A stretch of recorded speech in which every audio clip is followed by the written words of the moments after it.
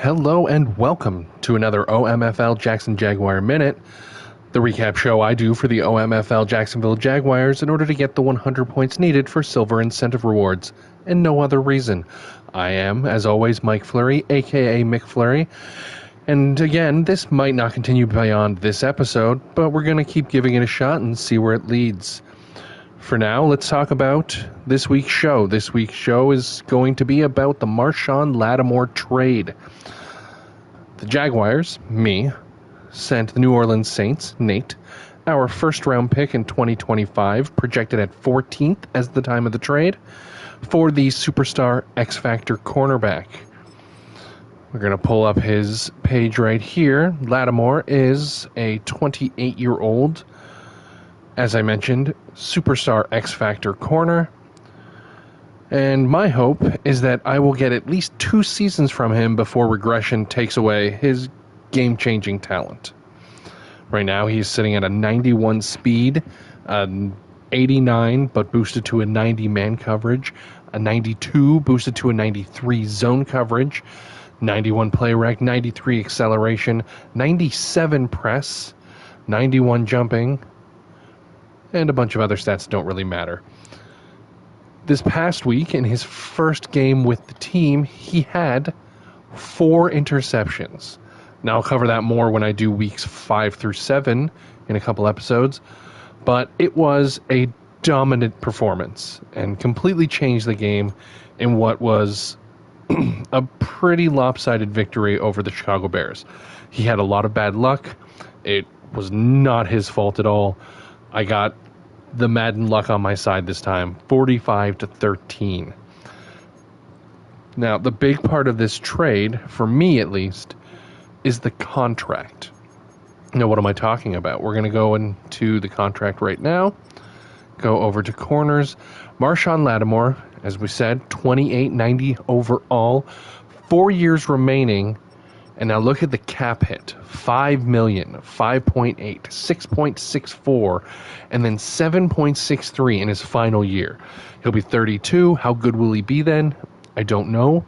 We haven't seen regression in this version of the game yet. We'll talk about sliders in the offseason, mess around with those. For now, though, at least his first 2 seasons are under $6 million for what is one of the better cover corners in the game. Hopefully, from my side, what I am hoping will happen is that this will help bring Tyson Campbell, not so much Ronald Darby, and Andre Sisco, who is mostly my nickel corner, push them down the lineup, which will give them more favorable matches as opposed to being a number 1 and number 2 corner. Also, just stylistically, we hope that it forces teams to pass away from their number 1 reads. Wherever Lattimore is probably going to be their number 1 receiver. We hope they pass away from that, have to force the ball into coverage with Campbell, with Sisco, with Edmonds or Savage on the back end to create more turnovers, because turnovers have been a problem this season. Entering this week, I believe I had 3 interceptions in the first 5 games of the season. We're going to go and check out the stats right now. They're going to be a little... I'm losing train of where I'm supposed to go. They're going to be a little off because some teams have and some teams have not played their games. You can see right there I'm suddenly 10th in offense. That probably will not stick. We're going to go right to the defense, however, and go to interceptions. I started the game with 3. I got 8 in that game. Well, actually, we're about to find out exactly how many I had before I started. Yep, there you go. 8 plus 3 is 11. I can do math. The Canadian school system has not failed me. So starting from 3 and ending with 8, I am now mid-pack, upper mid-pack of the league, and we are hopeful that Lattimore can continue pushing us up and hopefully bringing us down the list of points scored against, where we were, if you remember last week's episode, which you probably don't because I don't think I advertised it, We were one of the worst teams in the league in points against. If we can get that under control, combine that with an offense that has been fairly good, actually, which is weird for me personally. I'm not much of an offensive guy, but a decent passing attack, one of the game's better rushing attacks, averaging 31.7 points per game, one of the highest scoring offenses somehow. If we can put these things together, the hope is that we can run away with this division before Kobe and Pancakes and Roger figure it out, because they are too good to be 1-4 and 1-5 any season, never mind this one. They will probably finish closer to 500, I figure, this season, and next season and beyond. It's going to be a tough challenge. So the hope is, with Lattimore, with growth from other positions, I can at least keep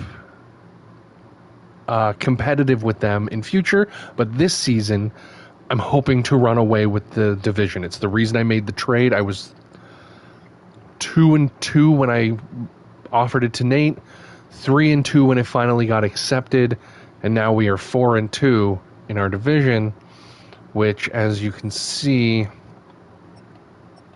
right here, puts us 3 games up on Kobe, Pancake, and Roger. Again, they've had really rough seasons. This Madden has been very difficult for some people to kind of wrap their head around what works, what doesn't. I've had the same problem. I've gotten very lucky in my first 6 games. We will talk about the first 4 games in my next episode.